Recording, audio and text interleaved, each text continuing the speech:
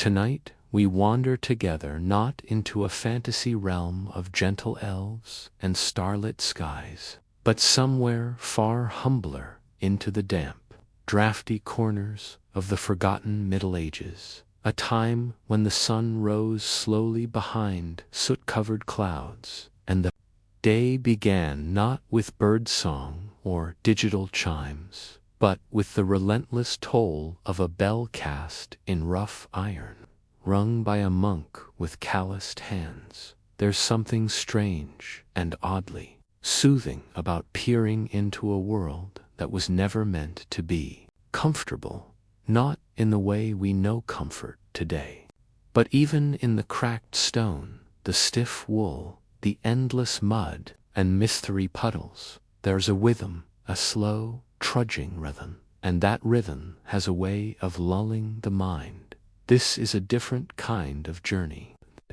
where nothing is quite right, and yet nothing is urgent. A time where being 22 years old meant you were halfway done, where beds were haystacks, and breakfast was a bowl of wet sadness.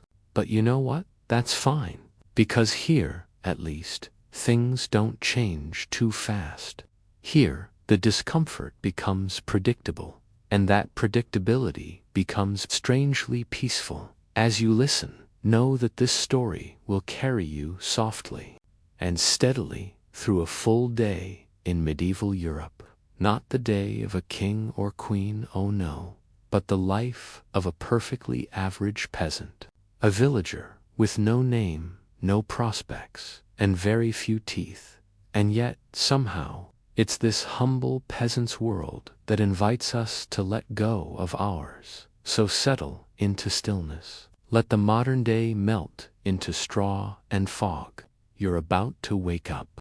In the most forgettable hut in the kingdom, it's still dark when the first clang shatters the silence. That old church bell, suspended in a tower that leans ever so slightly to the left, begins its morning sermon, not of words, but of sound. A single iron clapper against an uneven bronze heart, echoing across the village like a scolding parent with no sense of personal space. It's your alarm clock, and it doesn't care if you slept badly. You blink, or rather squint, into the murky gray. There's no sun yet, just a faint, reluctant glow through the cracks in the wooden slats above your head.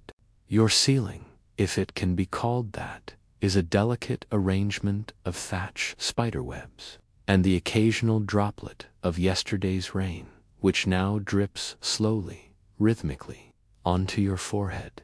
You lie still for a moment, which is the only warm moment you'll get today. The blanket atop you, generously called a blanket, is made of rough wool, matted with time, dust, and the vague but ever-present smell of wet goat.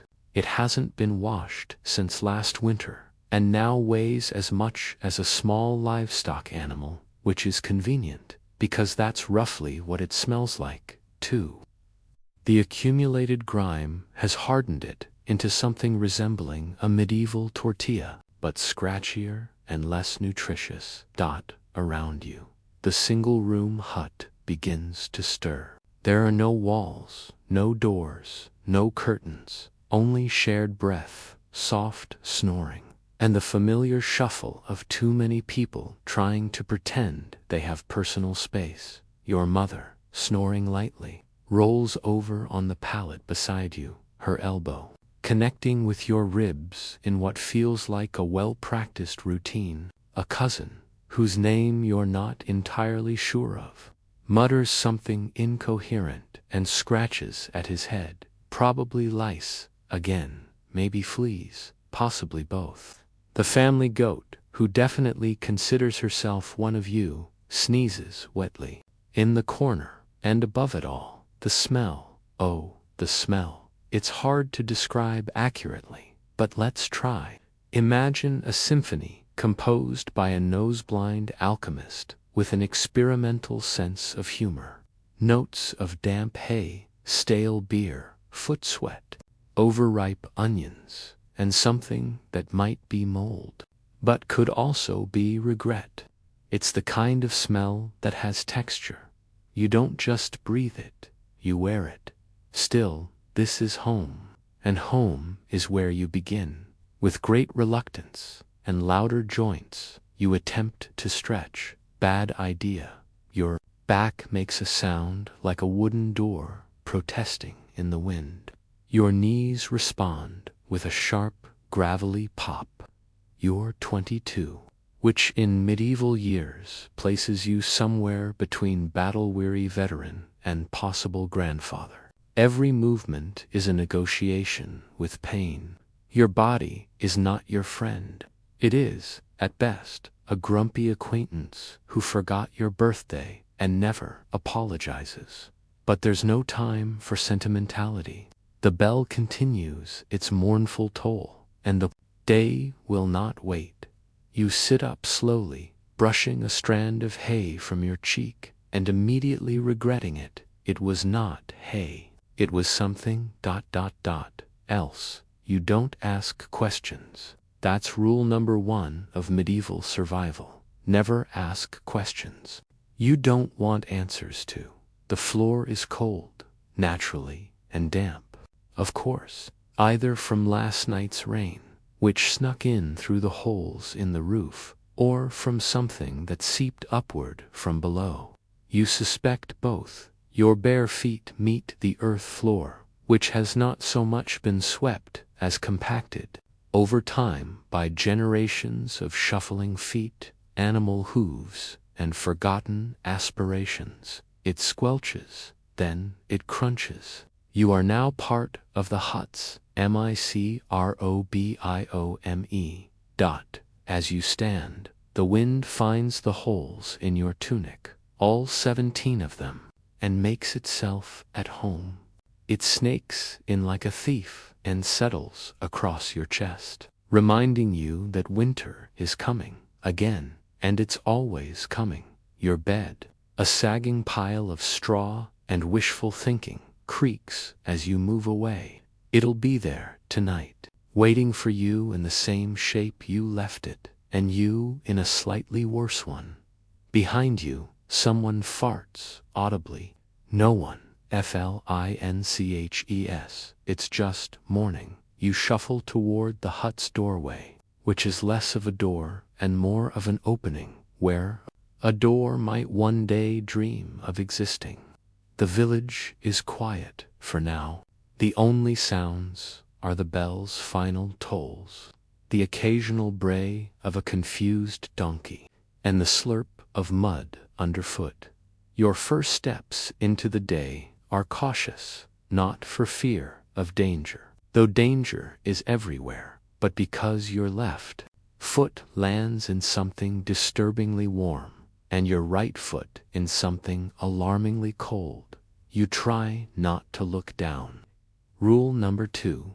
Medieval mornings are easier without visual confirmation. The air smells better out here. Not good, but better. It carries the tang of smoke from a distant fire, the sharp note of manure from the neighboring hut's pen, and the crispness of damp grass.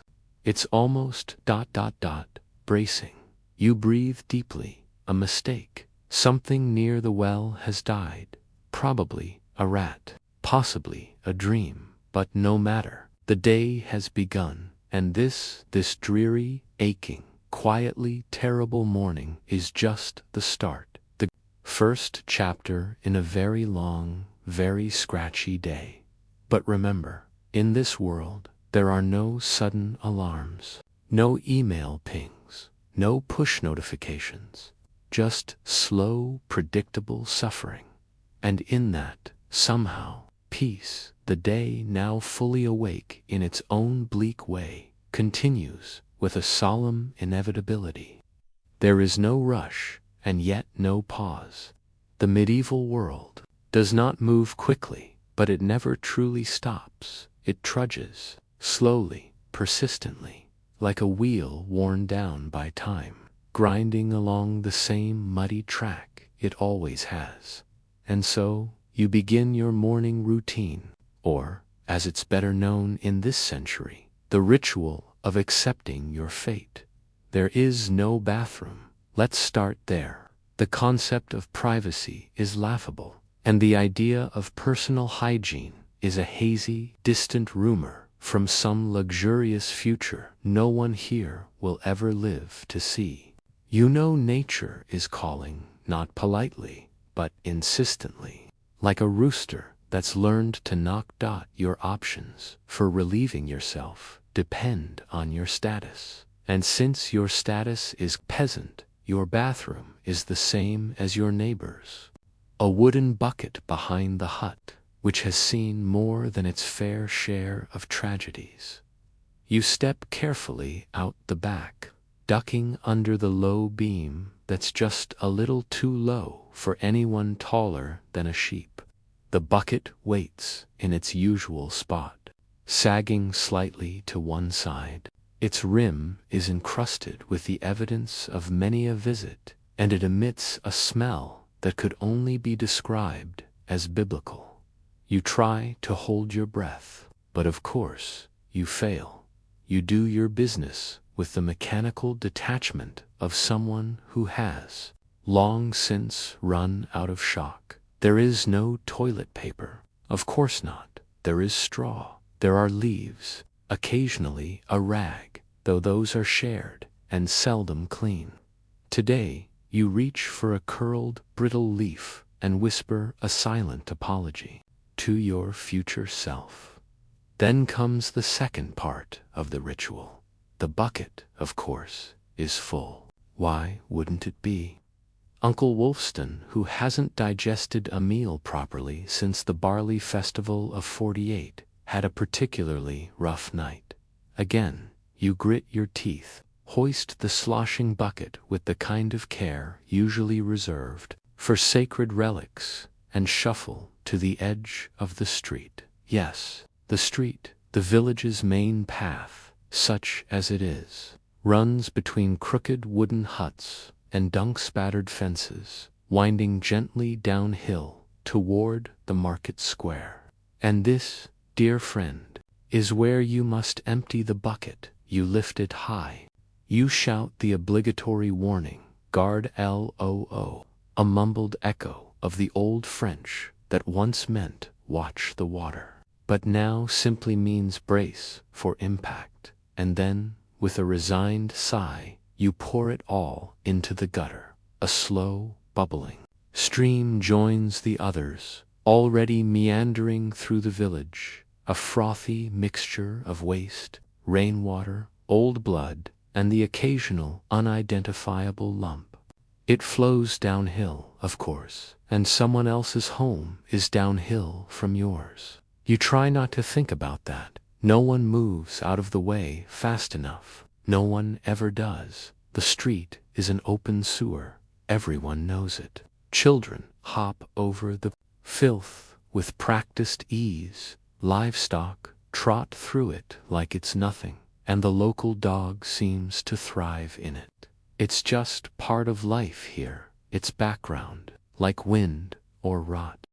You return the bucket to its place with a grimace, nudging it behind a stack of firewood, so the worst of the smell is hidden, not for comfort, but so the goats stop knocking it over.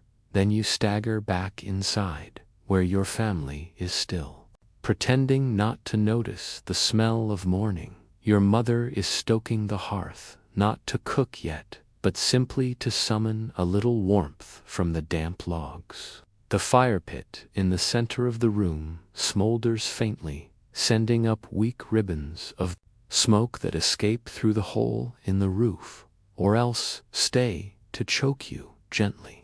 The chimney was a luxury no one here could afford. Your cousin is squatting near the fire, picking at his feet. No one bats an eye. You splash a bit of cold water on your face, not for freshness, but to wash off whatever the bucket splashed onto you earlier. The water comes from a clay jug near the door, collected from the communal well. It smells faintly of iron and moss. You consider brushing your teeth, then laugh silently at the idea. You have 2 teeth that matter, and one of them is already loose. There is no toothbrush, no mint. If you're fancy, maybe you chew on a stick. If you're not, well, you just hope the other person has fewer teeth than you. Your shirt, or what's left of it, itches. The wool is rough. The seams scratch. Something small and alive scuttles across your collarbone. You brush it off with a sigh. It doesn't matter. No one here is clean. No one here smells good. Cleanliness is a concept reserved for priests and saints. You, like everyone else, live somewhere between mildly soiled and why is it moving. You scratch your elbow absently and feel a cluster of tiny bites. Fleas, maybe. Lice, more likely. Your scalp is already tingling. It always tingles. The entire village is a walking insect hotel. The rest of your family begins to rouse. Your little brother, all of 6 years old, but already with the sigh of a 40-year-old, rubs his eyes and coughs. Your father sits up with a groan and reaches for the stick he uses as a walking aid. His back has been twisted since the harvest failed last year, and he had to haul sacks alone. No one helped. Everyone was hauling something. Your aunt, who is still asleep under a blanket made of patched burlap. She twitches in her dreams and mutters a name you don't recognize. She's smiling. That won't last long. Soon the entire hut is awake, but no one rushes. No one speaks too loudly. No one has energy for that. Morning here isn't a flurry of to-do lists and hurried showers. It's a slow crawl from shared exhaustion into shared obligation. Outside, the day continues to rise sluggishly behind a veil of low-hanging clouds. Somewhere, a rooster crows, late and slightly hoarse. Somewhere else, a pig squeals with the urgency of one who knows what happens on market days. And here you are, barefoot, slightly damp, covered in varying degrees of your own and others' filth, and still, somehow, surviving. The fire catches at last, and a faint warmth reaches your fingers. You rub your hands together, letting the smoke settle into your clothes. It masks the other smells a little.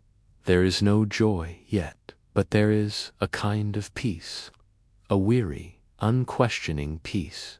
This is morning in medieval Europe, not a place of triumph or luxury, just a world where everything is a little worse than it should be, but never quite bad enough to stop, and soon it will be time for breakfast.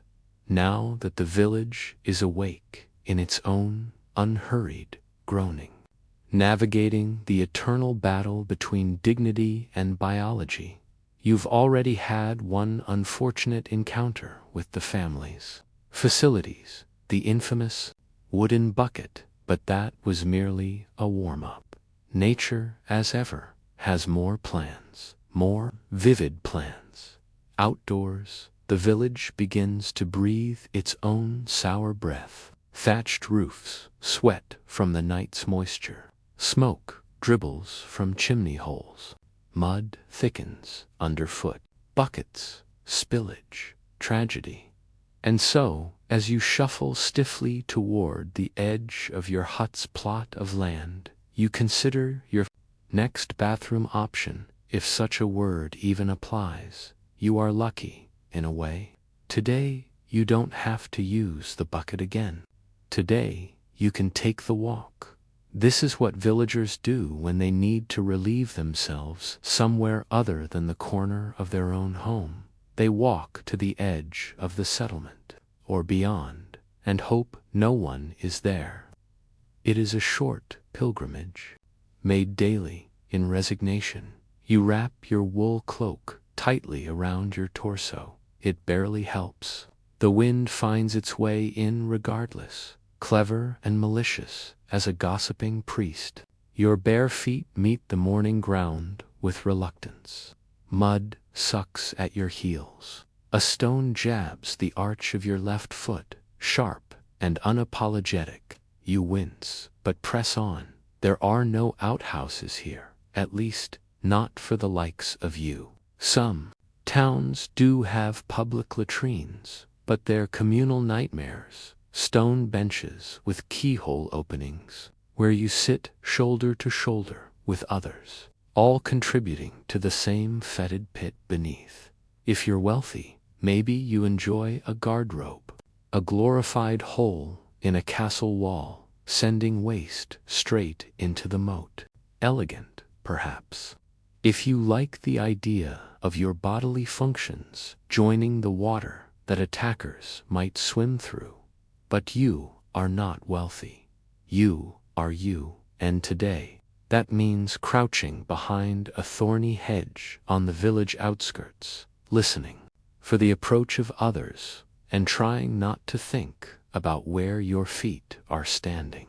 This particular patch of land is a favorite for morning visits. The grass is flattened, the air is ripe. There is a visible trench carved by repetition. Someone has left behind something, sculptural. You look away quickly. You're not here to make friends. As you complete your grim task, you hear voices in the distance. To villagers, perhaps fetching water or gossiping about the baker's third daughter, who is rumored to have a birthmark shaped like a duck. You tense. No one wants to be caught mid-squat. Even in a world without shame, certain things remain unpleasantly intimate. Fortunately, they pass without incident. You finish your business and look around for something, anything, that might substitute as toilet paper. The medieval world offers a range of thrilling options. You spot a ragged bit of moss, soft but suspiciously moist. A handful of dry straw, pokey but safe. A shriveled oak leaf, brittle but dignified. You make your choice with the solemnity of a knight selecting his sword. Moments later, task completed, you stand. There's no sink, no soap, no sanitizer. You reflect, is life? In the modern world, such a routine would be cause for existential crisis. Here, it's just another box ticked. Something done and filed away. Something you'll do again tomorrow, and the next day. And for as long as you manage to keep breathing the smoky, sour air of medieval Europe. But even here, among flies and shame, there is a kind of comfort. You've done what needed to be done. You've survived another encounter with the worst part of the day. And now, oh sweet heaven, you've earned breakfast. Or at least something that vaguely resembles it. Back at the hut, the hearth is burning more confidently now. A blackened iron pot hangs over the flames, suspended from a crooked rod. Inside, something is bubbling, slowly, thickly, with an occasional blorp that echoes with dread. Pottage. You know the word well. Pottage is not a food. It is an experience, a lifestyle, a challenge. It is made from grains, root vegetables, beans. If you're lucky, and whatever scraps were foraged or salvaged since the last time it was served, which, of course, was yesterday, and the day before, and the week before. The same pot simmers constantly, rarely emptied. New ingredients are simply added on top. It is a never-ending, edible timeline, a bubbling history of your poverty, told one gloopy spoonful at a time. You sit near the fire on a log that has served as a stool for 3 generations. Its bark is long gone, worn smooth by the same tired backsides. Your father ladles pottage into a wooden bowl and hands it to you. The bowl has a crack. It leaks. You cup it with both hands to keep it warm. The smell is earthy, not unpleasant. Just ... resigned ... You lift a spoonful. Something gray slips over the edge and dangles, too stubborn to fall. You try again. It sticks to your lips like guilt. This is breakfast. This is life. You chew slowly. There's texture, fibrous, lumpy, unfamiliar. A turnip, maybe a beet. Something once alive, possibly still alive. Beside the bowl, your meal includes a hunk of bread. And by bread, of course, we mean something that looks like it was carved from the wall of an old chapel. It is hard, dense, coarse, made of barley flour, bulked up with sawdust, ground acorns, or other creative fillers. Wheat is a fantasy, a rich man's flour. You bite down, your molar groans. Still, there's comfort in this, in the sameness, in the fact that every bite tastes exactly as it did yesterday and the day before, and it probably will tomorrow. You wash it down with ale. Yes, ale. It's not indulgent, it's survival. Water is dangerous. The wells are often shallow and contaminated. The rivers carry filth from every other hut upstream. So you drink what's safe, weak beer, brewed daily, low in alcohol, but high in something far more valuable, reliability. Even children drink it, even monks, even you. It's warm, slightly sour, and more nourishing than the pottage. You take a slow sip, letting it coat your tongue. It dulls the morning, softens the edges. You sit back, belly half full, cloaked in smoke, still itching, but vaguely satisfied. Somewhere in the distance, a bell tolls again. Not the wake-up bell this time. This one means it's time to work. But for now, for just a moment, you remain. Here in the quiet aftermath of a medieval breakfast, wrapped in your wool tunic, your aching joints, and your vague, persistent hope that today will not be worse than yesterday so far. It's only been slightly worse, and that, in this time, is a win. The fire has burned low, replaced by a heavy, smoky haze that clings to your tunic like a memory you'd rather forget. Notice, since the air inside the hut smells like a communal footbath that's been used as a cheese cellar, you set down your cracked wooden bowl with a clunk and wipe your mouth with your sleeve. It makes no difference. The sleeve is part of the problem. The rest of your family has finished eating, or at least stopped pretending to. Your little brother has turned his bread into a toy cart, using pebbles as wheels. It's structurally sound. He's very proud. You doubt he'll eat it later.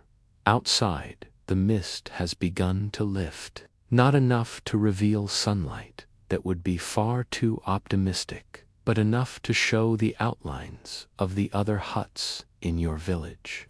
They lean in various directions, like they've all given up on standing straight. You can't blame them. This place isn't built for pride. It's built for barely. You step outside again, letting the damp air settle over your skin. Still a smear of breakfast at the corner of your mouth. It might have been a bean or a stone. Hard to say. Across the muddy path, your neighbor Emmerich, a man of 50, which here qualifies him for sainthood, is attempting to coax his pig out of the doorway. The pig, sensibly, has no interest in stepping into the morning. Emmerich tugs on its rope harness, muttering something about market day and worthless bacon. The pig snorts and sits down. It has one. You smile faintly, then sneeze. Immediately, your back seizes. It's the kind of sneeze that reminds you just how little you stretch anymore. Your spine crackles like burning twigs. Your knees lock for a brief, transcendent moment. You consider lying down in the mud and giving up. But the mud is already occupied. A dog is curled there, gnawing on something that was either once a squirrel or an unfortunate. Not in the sense of thriving, but in the much humbler sense of continuing to exist. There's no such thing as lounging or a slow morning. If you're not already toiling, then you're late to the toiling. But before that, you have one last morning. Ritual, dressing properly. Now, don't get ahead of yourself. Properly is a generous word. Completely would be more accurate, although even that feels ambitious. You duck back into the hut, where your clothing hangs from a nail in the wall, your one outfit. Not one for today, one for always. A coarse wool tunic, brownish, once beige, now stained the color of old tea leaves and old sins. Its shape vaguely resembles that of a tunic, though the seams have started wandering off in several directions. You slide it over your head with a grunt, the collar catching briefly on your ear. A familiar itch immediately flares at your shoulder blades. The wool is rougher than your grandfather's beard, and far less forgiving. Through winter and spring, through plague season and pig births, it knows things. It smells like history. Underneath, if you're lucky, you might have a linen undertunic. Today, you are not lucky. It was taken to the river for washing a week ago and has yet to return. Some say it floated away. Others say it was stolen by river spirits who specialize in itchy garments. So, it's just the wool today. Scratchy, shapeless, damp, in all the wrong places. Next, come your leggings. Or rather, a pair of leg tubes that aspire to be leggings. They're held up by a bit of twine and decades of tradition. You tie them in place, hoping they don't betray you later in the day. Shoes. Any, and you are. Miraculously, they are made of untreated leather, stitched together by someone with more enthusiasm than accuracy. They fit like a wet glove stuffed with gravel. The left one squeaks, the right one flaps. But they are yours, and they mostly keep the worst of the earth's secrets from reaching your feet. Mostly. Most villagers go barefoot, trudging through the mud and muck with the quiet dignity of those who no longer feel their souls. But not you. Today, you are slightly above average as you lace up the flapping shoe.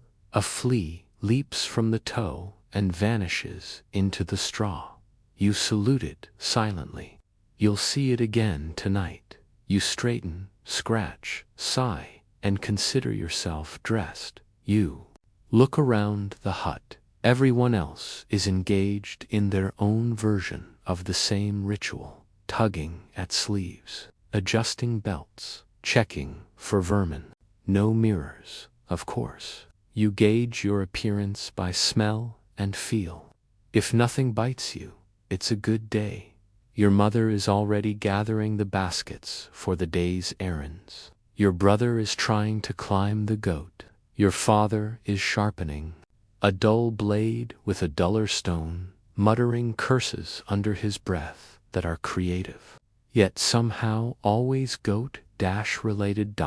Outside, the day has ripened into full dreariness. The sky hangs low, a thick gray ceiling that threatens drizzle but refuses to commit. The air is heavy, like the village is holding its breath. Somewhere, a chicken makes a noise like it's lost something important. You step into the road again, this time to begin your journey to work. But what is work? That's a broad question in the Middle Ages. For a peasant like you, it could mean anything from pulling weeds in the Lord's fields to fetching firewood from a forest that absolutely doesn't belong to you. It could mean fixing the roof with reeds that fall apart in the first gust. It could mean standing in line for bread that won't exist. It could mean dodging a tax collector and pretending you have fewer chickens than you do. But always, it means motion, effort, labor without glory. Today, you'll start with the fields. Not because they're yours, but because someone with more swords than you says they are. And if you're lucky, if the rain holds off and your knees don't betray you, you might finish the day only slightly hungrier than you began it. But before all that, there is one final stop. The village well, water, however questionable, is still required, not just for drinking, which is optional, thanks to the breakfast ale, but for rinsing, dousing, soaking, and, occasionally, putting out goats that have caught fire. Don't ask. You hoist an empty bucket onto your shoulder and begin the short walk down the main road. It's not far, just a winding, deeply rutted path between homes that all look like they were built by people trying their best with no blueprints. The mud is ankle-deep in places.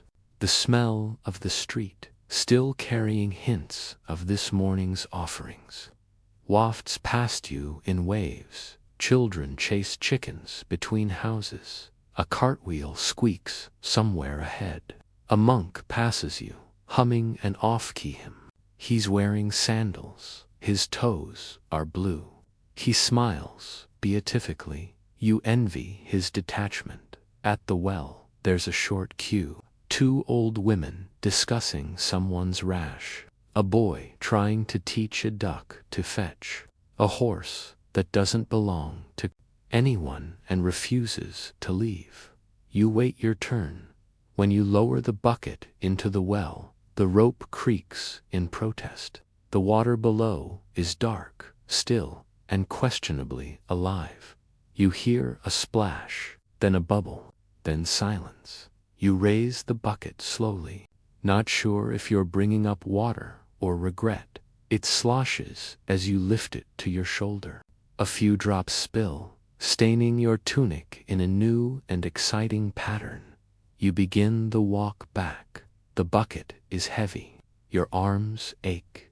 Your shoes flap and squish. And yet, there is something satisfying about it. The doing, the carrying, the fact that, for now, the task is clear and you are completing it. In this world, clarity is rare, even if it smells like goat. Back home, your family is ready. The morning is over. The day, long, heavy, relentless, has begun. And you, dressed in yesterday's filth and today's resolve, are ready to meet it, one step at a time. Your tunic clings to your back, damp with the effort of morning chores and the slow, steady leak of your own body's complaints. Every movement in it produces the sensation of being rubbed by burlap, dipped in disappointment.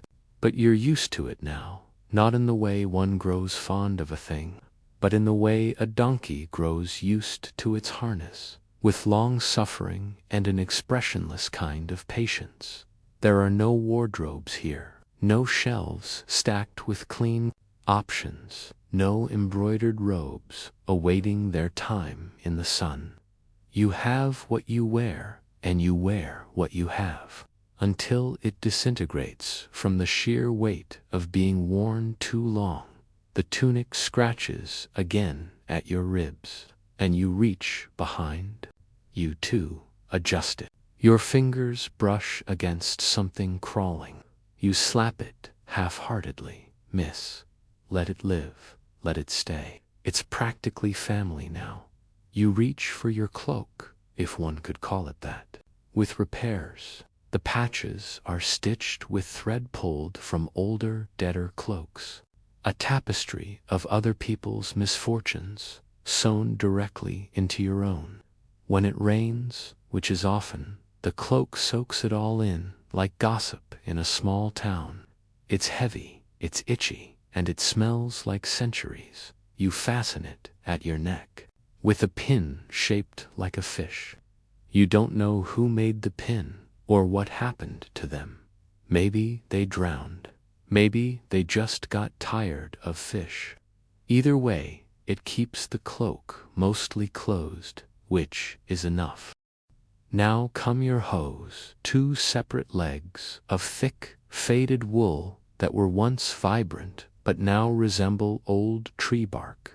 You tie them to a cord around your waist, bending as little as possible, because your back has decided it is an aristocrat now, and will not tolerate disrespect. The hose sags slightly at the knees. You try to tighten the cord, but it digs into your belly. That's the trouble with belts made from braided horsehair. They don't negotiate. Still, you manage. Your shoes, if they can be called that, wait near the hearth. They are stiff with old mud and something you hope was once soup. You push your feet in, wincing at the crunch of straw lining, not clean straw, but the kind that's been repurposed, reused, and re-dried so many times it crackles with bitterness. The left shoe squeals when you shift your weight. The right one is mute, solemn, perhaps resigned. You stand, fully dressed now, fully ready. You scratch your side again, and the movement makes a faint jingling sound, a tiny bell tied to your belt, left over from last year's festival. It rings whenever you walk, an accidental soundtrack to your trudging. You tried to remove it once. It wouldn't come off. And now you think perhaps it's good to be noticed by something, even if it's just your own noise. The world outside, your hut, greets you not with a sunrise, but with more gray, the kind of gray that seeps into things. Not dramatic storm cloud gray, just ... tired. A blanket sky, wet and low. You step out, and the wind cuts through your layers like an insult. Cold fingers slide past the gaps in your cloak, whispering rumors of rain. You pass by others in various stages of readiness, some still pulling their garments into place, some already trudging toward the fields. You nod to a woman carrying a basket of turnips, so large it looks like it might pull her sideways. She nods back with the grim solidarity of one who knows. Today is much like yesterday, and tomorrow will be much the same. But even so, or perhaps because of it, there's something comforting in the sameness, the ritual, the shared misery, the scratch of the tunic, the sour smell of boiled grain on your breath, the perpetual suspicion that something is crawling on you. You step into the mud, shoes squelching. The bell on your belt gives a single, quiet chime, and you begin to walk toward the field.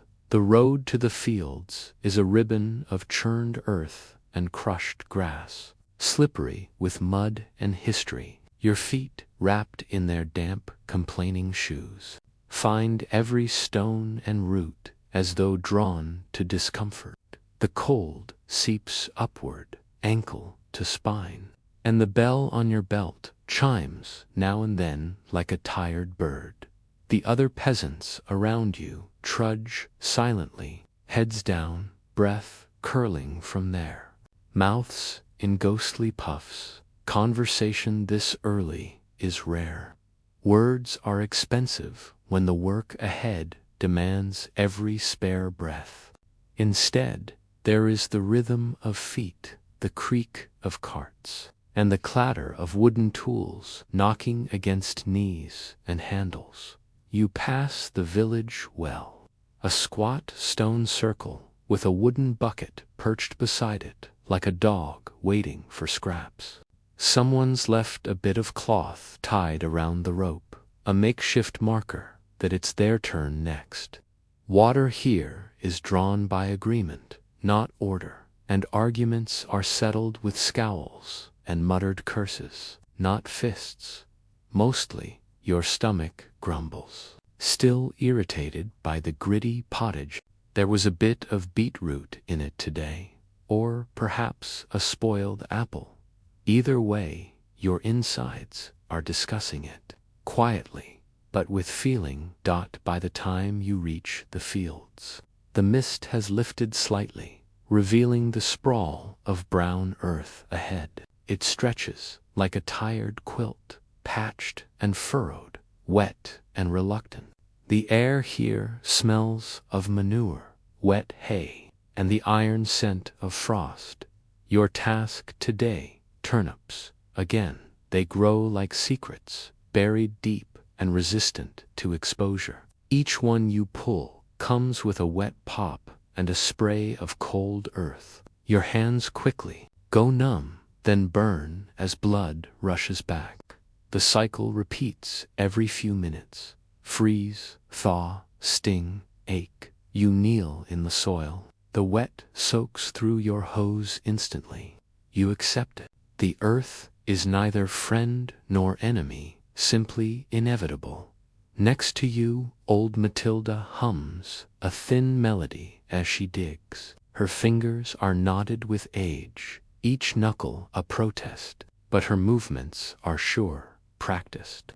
She's sung the same tune every morning for as long as you can remember. No one knows the words, perhaps there never were any. Just sound and rhythm, a lullaby for the waking hours. Further down the row, someone sneezes. Then again, the sound echoes against the open sky, followed by a cough that doesn't stop quickly enough. You glance up. Everyone does. A coughing fit in August is worrisome. A coughing fit in winter is news, but the sound fades, and you all resume your digging. The field is bordered by low stone walls that wobble in places, as though built by drunk giants. Beyond them, the forest stirs. Birds caw from within, the sweet chirps of fairy tales, but the rough, sarcastic cries of birds who've seen too much. Occasionally, something rustles in the underbrush. A fox, perhaps, or just the wind dressing up as something more interesting. You shift your weight, and your knee slips slightly. A rock, hidden beneath the mud, bites back. You wince, but you don't stop. There are still 2 rows left, and the sun is far from its peak. If you pause, your body will stiffen. If you delay, your share will shrink. So you work. Somewhere nearby, a child laughs. A rare sound, bright as sunlight. You look over and see little Tom, barely 6, stomping in puddles and pretending he's a knight. His tunic is too large and his feet bare, but his smile is wide. His stick sword swinging through imaginary battles. He trips and falls, face first, into a puddle. There's a gasp from his mother, but he's up again before she reaches him, mud-smeared and triumphant. She scolds him softly. He grins, harder. You allow yourself a smile. Time passes in clumps. Some minutes feel like whole hours. Others vanish while you blink.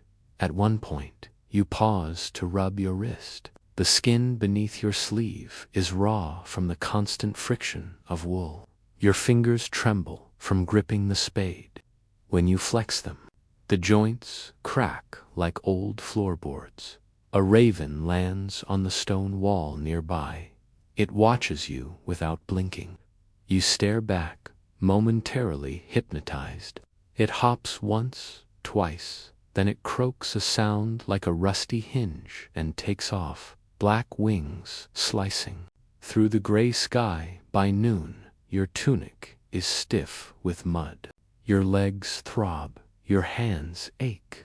But the rows are done. You stand. Stretch carefully, aware of every vertebra, and allow yourself to breathe. Someone passes around a flask of weak ale. You drink. It's warm from body heat and tastes, faintly, of old wood. But it soothes the throat and settles the stomach.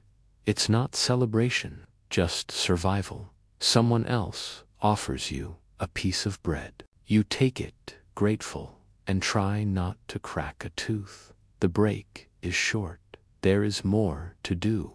Hauling, stacking, checking the thatch on the barn. But for now, there is a moment, a pause, a breath. You sit on a stone and close your eyes. Not sleep, but something close to it. A gray stillness inside the skull. A lull in the noise. This is the heart of the medieval day. Not the drama. Not the battles. Not the crowns or the castles. Just work, ache, silence, and the slow, persistent movement of time. By the time you rise from the stone and shuffle toward the village path, the aches in your joints have layered themselves like sediment. Your knees move with reluctance. Your back whispers complaints with each step, and the muscles in your shoulders pulse with the dull rhythm of exhaustion. It's not just tiredness, it's the kind of all-body fatigue that feels older than you, like your ancestors left it in your bones on purpose. Still, you walk back through the muddied lanes, past weather-worn huts, leaning into each other like gossiping elders, until you reach your home. It isn't much, just timber and wattle. A roof that sometimes listens to rain more than it repels it. But it's where you belong, alongside the others in your little human cluster. You duck inside, and the air is thick with the sour sweetness of old cooking and damp wool. Someone has stoked the hearth, and a pot of something vaguely edible simmers inside. You don't ask what, you don't want to know. Instead, you collapse onto a rough bench and begin the slow, deliberate process of unpeeling your clothing from your skin.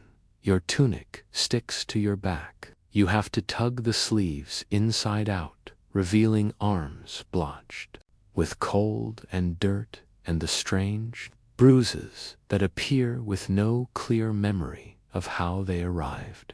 Your hands are swollen at the knuckles. Beneath the grime, your nails are chipped and ringed with permanent soil. You scratch your wrist and feel the telltale scurry of something unwelcome, flea or louse, or something new. You'll comb it out later. For now, there's the ritual of tending to your minor wounds. There is no medicine cabinet, no plasters, no creams with cheerful names and clinical scents. Instead, you reach for a smear of pig fat, cooled into a cloudy salve. It's mixed with a bit of yarrow, and maybe some garlic if you're lucky, maybe even some stolen goose grease. You smear it across a patch of cracked skin on your heel, and the sting confirms you're still alive. Nearby, someone coughs again, a long one, deep. That same cough from the field. You glance over. It's Thomas, the thatcher's boy, just 15, but already hollow-eyed and thin from a season of poor harvests. His cough seems to echo off the mud walls, long and raking, like something being scraped out from within. There's nothing to be done. You offer him a bit of water, boiled with nettles and honey. It won't help, not really, but it's warm. And warmth is half the fight. Illness is everywhere here. Sometimes you hear of a child with a fever who didn't wake up, or a woman who went to sleep with a stomach ache and never rose. You don't ask what took them. There are no names for most sicknesses, just symptoms, and stories, and fear. The village healer Mother Edrithis, a woman of many poultices and few words. Her cottage smells of burnt herbs and hope. She's treated you before, rubbing mustard seed paste on your chest or stuffing damp moss into a wound. Sometimes she chants, sometimes she hums. You never ask for logic. In a world without science, comfort becomes the cure. Some villagers say she once raised a man from the brink of death. Others say she cursed his pig and made it run into a river. Both could be true. Your own ailments are minor for now. A swollen toe, a rash that comes and goes with the weather. A pain in your side, you hope, isn't something vital protesting. But you've known people who went to bed with a sore gum and woke up with no teeth, or didn't wake up at all. There are no doctors, no hospitals, no antiseptic miracles or syringes filled with solutions. There is vinegar, there is salt, there are leeches. If someone's feeling especially enthusiastic, and prayer, always prayer. In the evenings, the villagers gather near the church, sometimes for service, sometimes for superstition. The priest talks of sin and salvation, but people mostly come to feel less alone. You hear them whispering about the fever going around the next town. The baker's daughter came back with a red spot on her neck, and that coughing man, the one from the river village, he hasn't been seen in days. Fear creeps in slowly, like damp. There are stories of plague, whispered like curses, of carts rumbling through streets, piled with the too quiet dead, of doors marked with paint, of people boarding up their homes and praying that breath would stay easy. But tonight, no such cart comes, just supper, quiet and dull. You eat near the fire with your family, your sister, your uncle, your cousin who never left. The fire snaps softly. Someone murmurs about the day's work. Another talks of a chicken that's gone missing, and someone else picks lice from their tunic and flicks it into the hearth, where it sizzles and vanishes. Later, you wrap yourself in your stiff, smoke-scented blanket and stretch out on the straw-stuffed mattress. The straw pokes through the fabric. Something wriggles beneath it. You don't check what. Best not to know. Your body throbs, not from injury, just life. Your mind fogs, not from age, just fatigue. You lie there, eyes open to the dark. There is no silence in medieval night. You hear the wind moaning through cracks in the wood, the snoring of family, the shifting weight of a nearby pig, the occasional yelp of something unfortunate in the distance, animal or human. It's hard to tell, and yet, somehow, despite the discomfort and the cold and the creeping dread of illness, you sleep, eventually, because the body knows its own limits, and the soul, even when burdened by filth and fear, must rest. It must prepare, because tomorrow will ask for everything all over again. You rise before the light does, not because you choose to, but because the rhythm of the village insists on it. Morning is not heralded by alarm clocks or the gentle crescendo of songbirds. It's signaled by the cough of someone already stoking their fire, by the low murmur of water being poured from one cracked jug into another, by the sound of wooden spoons scraping the last clots of yesterday's stew from a cold pot. Your body protests. Your back bends like old bark, and your legs twitch from a night of uneasy sleep. Still, you sit up and you move. The first task is warmth. Fire must be coaxed from ash like a secret. You kneel, blowing softly into the cinders, adding dry twigs one by one. When it catches, It's not celebration, it's survival. The flame is your ally, your guardian against the creeping damp, against the rot that seeps into lungs and joints. In the dim orange light, your home is a silhouette of necessity. Tools hang from the walls, not for display, but for reach. A broom made of tide twigs leans near the door. The table bears knife marks from years of use. There are no luxuries here. Everything has a role.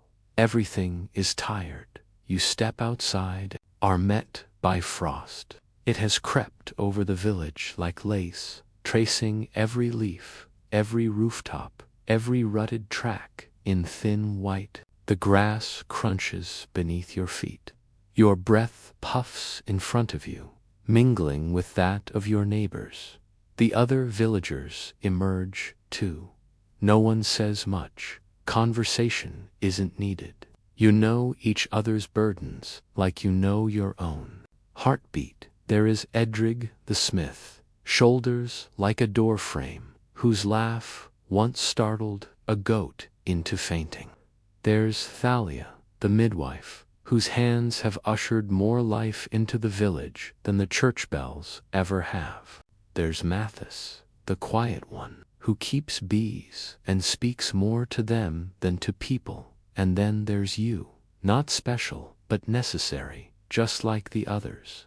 This morning, there's a cart to repair. A wheel has broken, and wood is scarce. The carpenter, a man named Reuben, with more sawdust than hair on his shirt, crouches over the damage. You kneel beside him, offering your weight, your grip, your silence. Between you, the wheel is set, right, not beautifully, not perfectly, but well enough to move forward. Well enough is everything. Later, you help patch a hole in a neighbor's roof. The thatch is loose, probably from the wind. You climb without fear. Heights don't bother you. Not anymore. There's nothing romantic about the view, just chimneys, crooked paths, and chickens pecking with rude enthusiasm. While you work, someone below calls your name.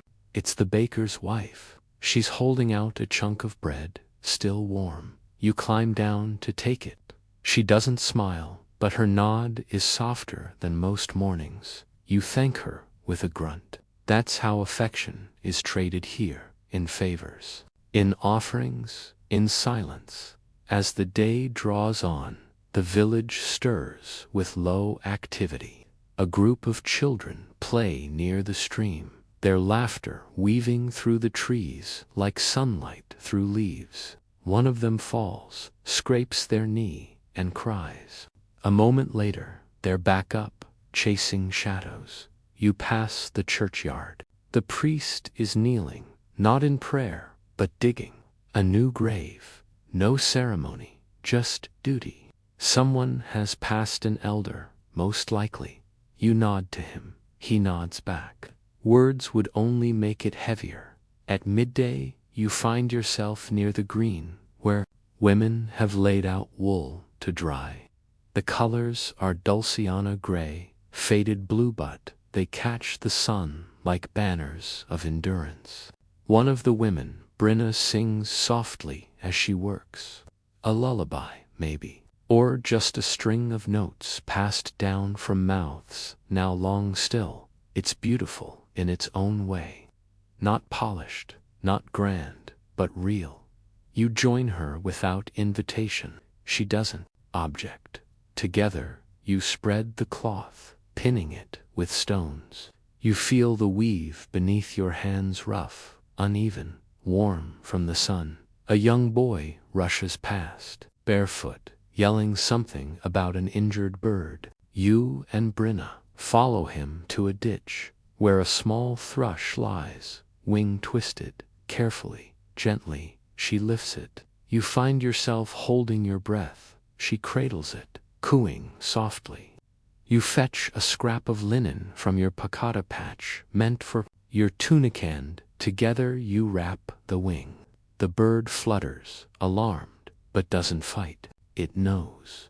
Back at her cottage, she places it in a basket filled with straw. It won't live long, you both know that, but it will live better than it would have. Later, you share a bowl of broth, thin and peppered with roots. It's hot, it fills the hollows. Evening brings the glow of lanterns.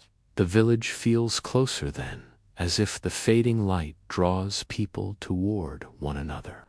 There's laughter, dry, brittle, but true, cooing from a home where someone's made apple wine. Children are called inside. Doors shut slowly, one by one. You walk the lanes, now mostly empty. The stars begin to show, uncertain at first, then steady. You find your gaze climbing higher and higher, drawn to them.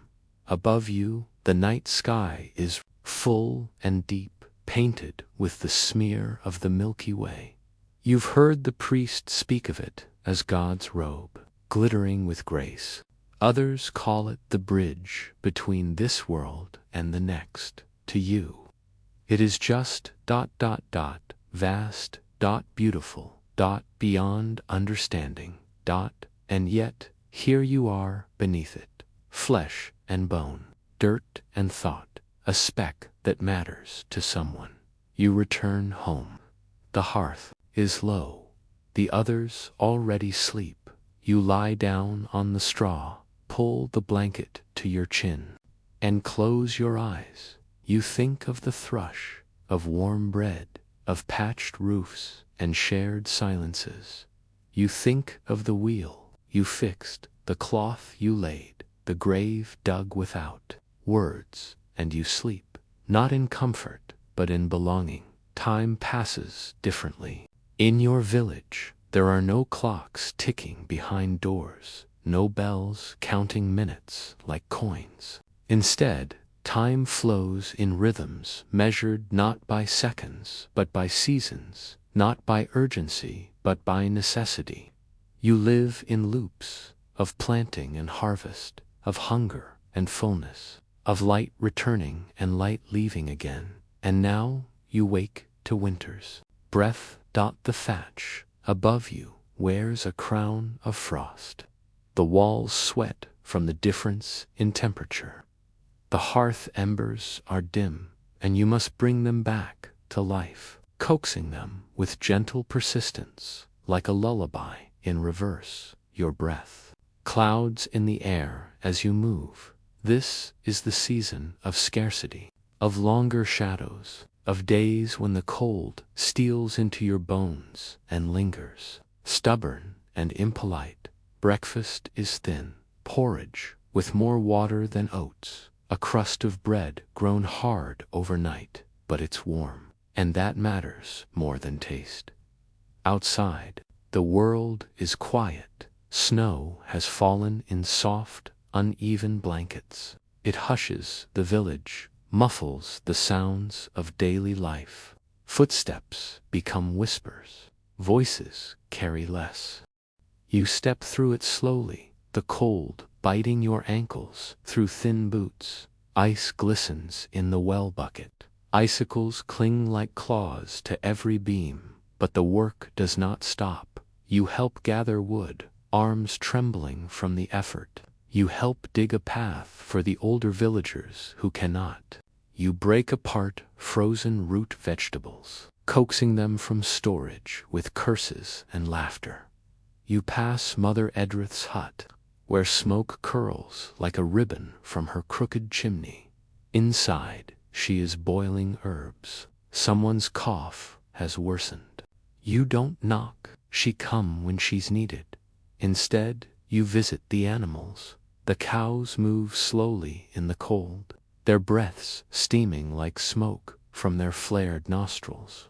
You feed them what you can spare. You rub warmth into their flanks with straw and prayer. In the barn's quiet, you find a strange peace. There's something about the animals, their heavy presence, their simple needs that soothes the clutter in your mind. They do not dream of more. They do not fear tomorrow. They just are, and somehow that feels like wisdom. Back in the village, someone has carved new shoes for a child who's outgrown his pair. They're rough, but sturdy. Someone else is weaving a shawl from frayed yarn loose at the edges, but filled with care. Another is collecting snow in clay jars to melt for water. These small acts, these tiny kindnesses, they are the glue of life here in this cold. You draw nearer to each other, not just for warmth, but for meaning. Later, in the candlelit dark of evening, you find yourself in the church, though not for prayer. It is simply warmer. Others are there, too, some nodding off, some quietly humming, some staring at the stained glass windows, lit only by moonlight. The priest says nothing. He just watches and smiles. You settle on a bench. Your legs ache, your fingers sting, but your heart somehow feels soft, malleable, like wax in a flame. Beside you, a boy gently leans his head against his grandmother's shoulder. Two friends share a crust of cheese, broken in perfect halves. A mother quietly wraps a sleeping baby in her shawl and rocks her with the same rhythm she used to grind flour. You close your eyes, you drift, and the warmth stays with you. When you dream that night, it is not of castles or kings, not of battles or miracles. You dream of wool drying in sunlight, of the sound of a wooden spoon stirring something simple, of a hand offered without asking, of a thrush taking flight. The days to come will not be easier. There will be hunger again. There will be coughs and blisters, lost tools and frozen buckets. There will be bruises that never quite heal, and pain you learn to carry like a second skin. But there will also be warmth, not constant, but enough. There will be bread, torn and shared. There will be hands calloused and steady, reaching to help with no need for thanks. There will be the sound of someone laughing in the cold, the way only the very tired can laugh. And there will be you, not heroic, not remembered in books, but woven into the fabric of this place, as necessary as the firewood, as unnoticed, and as vital as breath. Because life is not just built by those who conquer or lead. It is kept alive by those who stay, who rise, day after day, to tend fires and fetch water, to mend carts and dig graves, to rock children, to bury friends, to wrap an injured bird, to whisper songs to no one and everyone, to live. And in that, you are not small. You are part of something vast and old and human. And if tonight your blanket smells of smoke, if your limbs are heavy, if your thoughts drift in and out like fog, then rest, not because the work is done, but because tomorrow will come. And when it does, you will be here, still standing, still breathing, still quietly, stubbornly alive.